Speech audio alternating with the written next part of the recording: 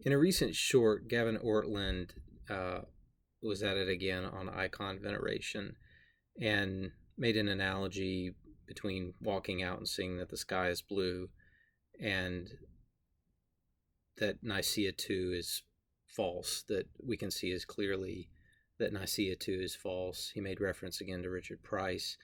I'm going to be doing a longer video in a couple of weeks. We're in the middle of a move, but this is just a short response to a couple of things related to that.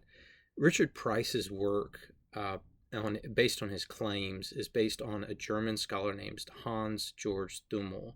I can guarantee Gavin Ortlund, almost guarantee, has not read Thummel's work. I have read Thummel's work in German. It's only available in German. He had a recent publication about 5 years ago, continuing his thesis that there's a universal ban on images.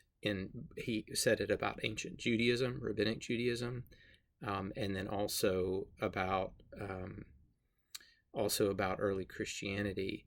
And there wasn't a ban on images in the synagogues. We've known this since the 1800s with regard to Deuteropas, and he was scathingly reviewed by Andrew Luth on this point, that ancient Judaism was not bildlos, it was not imageless.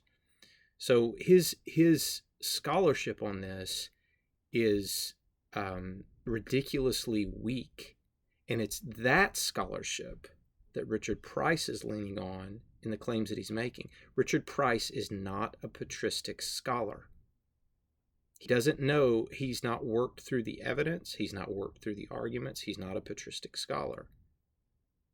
So on this point, he's relying on Thummel, and Thummel's scholarship is just bad scholarship. I had a paper at NAPS this last year where I was on a panel with someone from Notre Dame and someone from Duke, and was presented a paper. The title of the paper, it should be submitted to an academic journal this fall, but the title of the paper is "In the Long Shadow of Calvin, the Myth of a Universal Ban on Images in Early Christianity." It is sheer mythology that there was a ban on images in early Christianity.